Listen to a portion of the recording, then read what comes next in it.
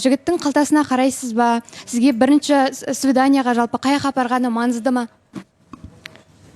Біз енді Жәнібек өте қарапайым жігіт. Енді қол ашық, бірақ андай ғой.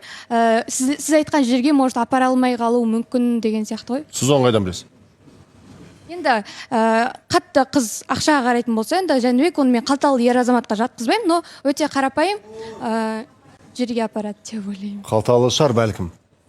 Білмеймін ғой, енді қараймын екен, соны сұрайын деп. Жәнібек, қалтаңыз қалай өзі? Қалтам жұқа десе. Жоқ, енді шүкір, бар да емес, жоқ та емес, бармен қанағат қой. Енді барынша, енді егер барынша жақсы жерге апаруға тырысамын. Көңілінен қалмайтын. Жоқ, енді қыз сенен көп нәрсе требовать етсе, оны жасай аласың ба?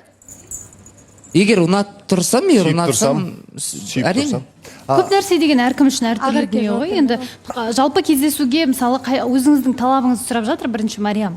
Негізі бірінші кездесу қайда өткенін қалайсыз деген сияқты. Оны даже білмедім. Ойланбапсыз. Бір кафеде ма болады негізі, бірінші кездесуде ондай жер болады. Ал ақша таппайтын ер азамат деп ойламаймын.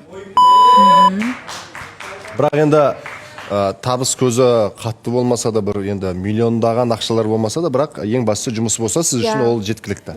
Тамаша.